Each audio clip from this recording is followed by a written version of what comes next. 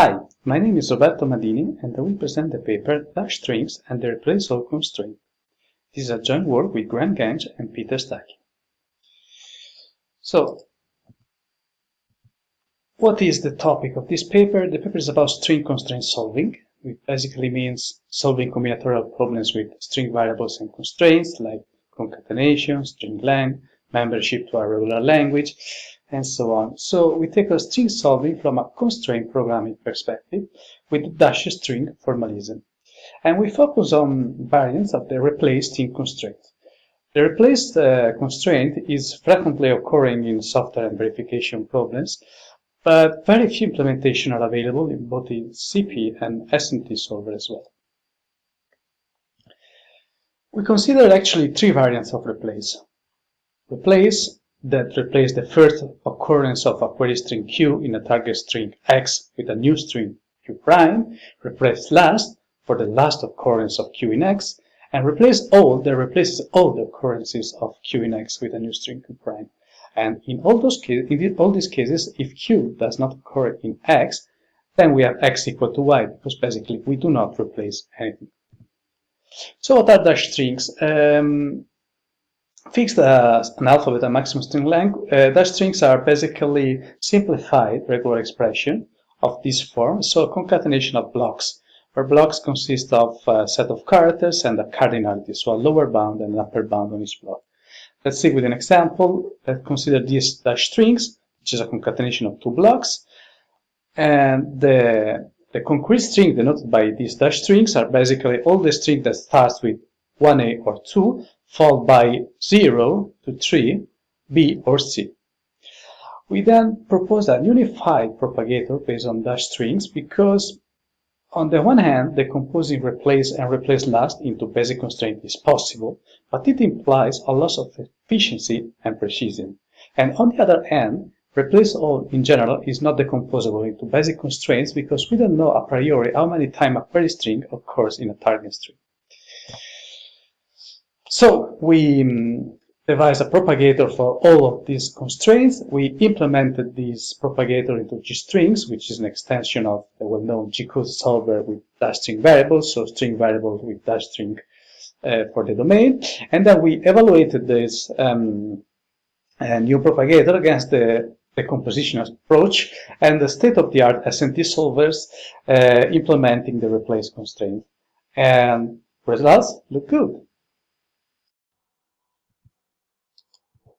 So let's see now in more details the technicalities of this paper. Starting with Dashed strings. So Dashed strings are used to model the domain of bounded length string variables. So each string variable domain is a Dashed string. As we said before, Dashed string is a concatenation of blocks, so basically a set of characters together with cardinalities, that is a lower bound and an upper bound, and the maximum string length lambda, so we bound the length of string variable, so the length of each string variable has to be less or equal than lambda. Each block of the Dashed string denotes a language, a set of concrete strings, which is basically this, the set of strings in SI star, which length is between LI and the UI, and each Dashed string, in turn, denotes a set of concrete strings, which is basically the concatenation of the language denoted by each block, modulo S, to limit the total string length to lambda. So, for instance, we take this Dashed string, we have that the language denoted by this string, Dashed string, is this set of concrete strings. So it's the concatenation of the language denoted by this block, 1 or 2A, concatenated with 0 to 2, B or C. So from a graphical point of view, we can see a Dashed string like a continuous segment of length Li, which is the mandatory part of the block, the characters that must appear, and a Dashed segment of UI minus Li characters, which is the optional block, the characters that may appear in a Dashed string. So this is, for instance, the graphical representation of these Dashed strings. We see we have the mandatory part, so we have at least 3 characters, then optional 2 characters, then for sure an M, mandatory, and then a number between 0 and 3 of lengths. And this is the language, part of the language denoted by these Dashed strings. So a fundamental operation between dash strings is the equation that we have to use basically to find good enough approximation. So when we take two dash strings and we call equate is a refine operation that returns bottom if x and y, the language between the intersection of the languages of x and y is empty. That means that they don't have any string, any concrete string in common. Otherwise, the equate algorithm returns a refined pair of dash strings that basically refines the two languages by preserving the intersection. That is, the common strings, all the common string must be preserved. Why we use equate? Because in general we cannot precisely represent all the set of strings of sigma star. So for instance, if we take this set of concrete strings, very simple, just two strings, two characters each, A, B, B, I, this is no best representation. So we cannot find a dash string which denoted language is exactly this set of concrete strings. We can have this one, this one, this one, but these are over approximation. So as we said, we use a dash string equation. We implemented it in some previous work with a sweep-based approach. So basically, we match block by block to see what is the earliest start position, the latest end position, and also the latest start at the earliest end, where a block can match a region, and if there is no feasible match, bottom is returned. And this information is used to refine the block, and possibly a normalization is used to remove spurious configurations. For instance, these dash strings is basically this dash string, so we can remove configuration like this that are just unnecessary noise. Yes, so here we have an example of the string equation. So we have a block that is matched against this dash string. So the earliest start is 2, 0, because this block contains characters O, M, and G. So the first block cannot be matched because there is no B in this block. And the latest end is this one. Why? Because there is no bank that can be matched in OMG. The latest stars, for instance, is 2, 3, because if we start here, we cannot consume the two mandatory block of B, but just one.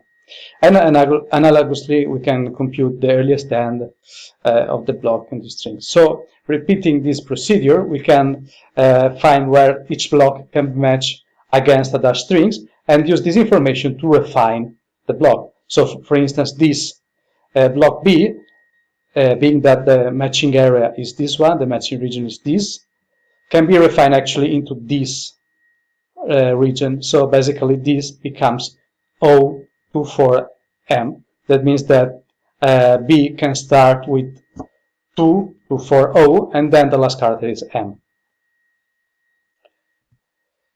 So what is the goal of this paper? The goal of this paper is to define a propagator algorithm, or better, propagator algorithms for variants of replace, when the domain of these variables is a dash string.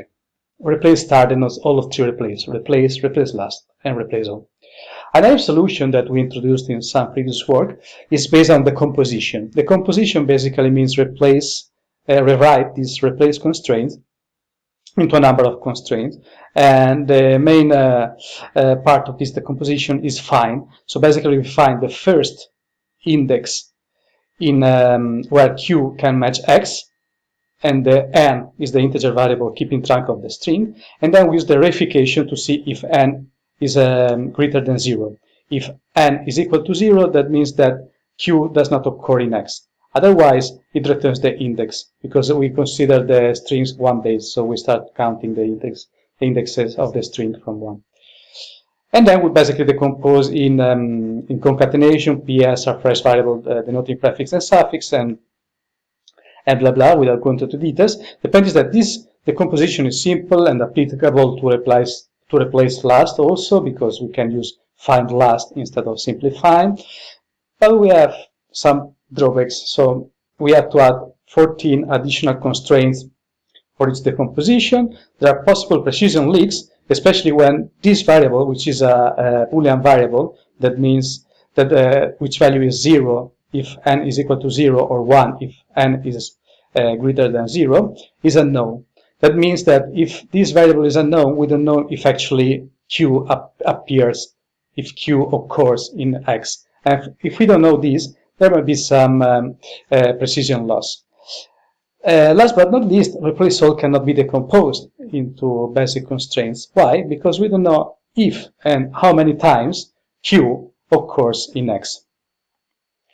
So we decide to devise and implement a unified propagator for all of the replace that handles both particular and general cases. Particular cases is basically when either the query string q is fixed, or we know that for sure it appears in the course in x, or we know that x is different from y. In this case, we can safely rewrite replace without precision leaks. Otherwise, we use the string equation for detecting the earliest and latest position where q can match x, and similarly where q prime can match y, to possibly refine the domains.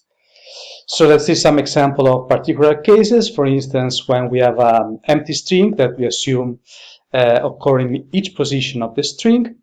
So if we have replaced x, the empty string with q prime in x, basically we prepend q prime, otherwise we replace last with append, or otherwise we put q prime after and before each character of the target string. If q is equal to q prime, then y is equal to x. If both x and q are fixed, then it is easy. It's more interesting probably the case when we know for sure that x is not equal to y.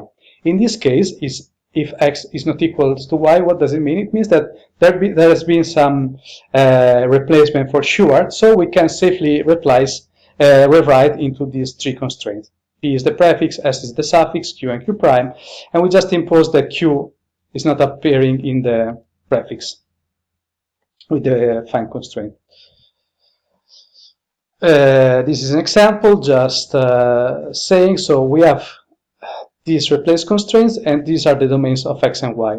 So these two domains are not equatable. Why? Because x has to start with 2a, while y has to start with at most 1a. Okay, so these are not equatable. That means that x is different from y, and so there as bb has to occur in x in order to be replaced. So we can rewrite into these constraints, and then we can find that the constraint is unsatisfiable. What is the point here? The point is that this decomposition approach cannot detect the unsatisfiability. So from n equal to find bb in x, one can only infer that bb can start just after two characters. So it cannot appear in the first two characters because the first two characters of x are 2a. And that is, but we cannot say if n is actually greater than 0. So this Boolean variable stays unknown. And this implies a loss of precision. We cannot detect unsatisfiability, and so we have to rely on search to do so. The general case instead is basically a generalization, or better a particularization of the equate algorithm. So basically we match q and x to see where are the first and the last, the earliest and the latest position where q can match x. And according to this, we use some tricks, like by adding a buffering block. Now, I don't want to go into the details because it's not easy to see. Of course, in the paper there are all the details and all the pseudocode, but I don't want to put this in the paper. Just have an idea. So basically, we try to find where q can match x, and in case we simulate in a way the replacement. So basically, for this example, for instance, we have x, we have q can match at the earliest here because b cannot match. The latest is here, so this is the region where q can match x. And since x cannot be equal to y, because y has at most 3 characters and x has at least 4 characters, that means that for sure q occurs at least once in x. So we define a buffer blocks because we don't know where this happens.